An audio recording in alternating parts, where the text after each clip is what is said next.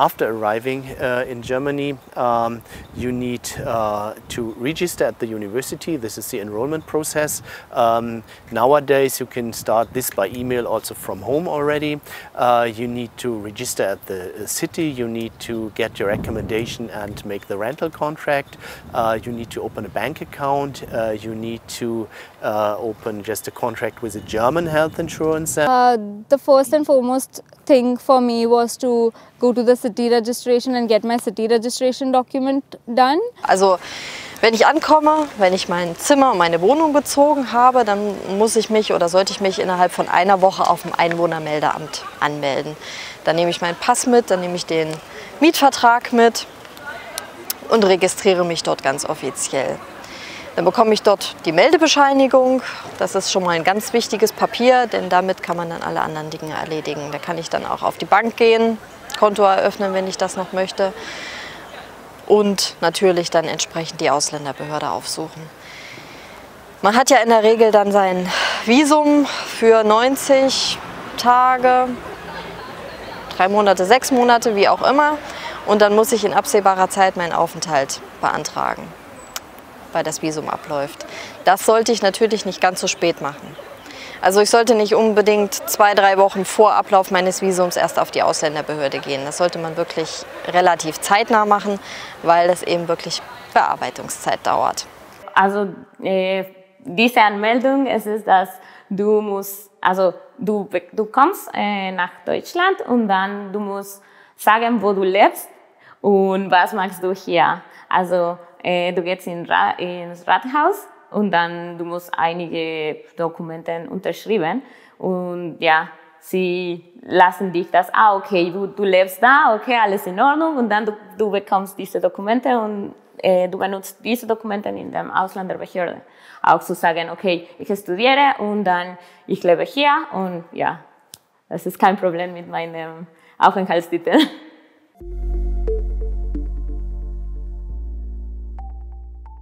Bureaucracy in Germany is so strict, but for enrolling in the university, as I mentioned, our international office are very, very supportive and they help us and take care to manage our document and timing in the right time. Und bei der Uni gibt es auch, ich nenne das mal, relativ Fristen, bei denen, wenn man das verpasst, ist es nicht so schlimm, weil es gibt Esti-Wochen. Das heißt, es gibt Wochen, wo man wirklich erfährt, was man als erstes machen muss. Und da ist es dann wichtig, da zu sein, weil wenn diese Woche vorbei ist, dann ist es vorbei.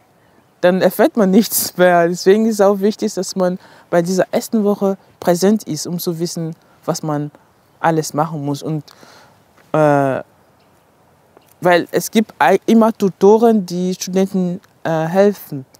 Und die können nicht jeden einzeln. Das heißt, man muss da sein, um wirklich die gesamte Hilfe in Anspruch zu nehmen. Das würde ich auch als Deadline nennen.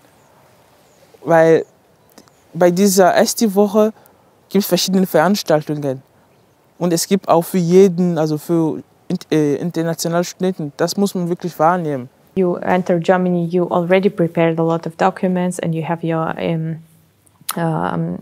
conditional or unconditional admission, and this is your entry card, depending also on your country of origin to Germany. Then you, if you're already in the country, you can say hello to international office or to office responsible for you, to the contact person.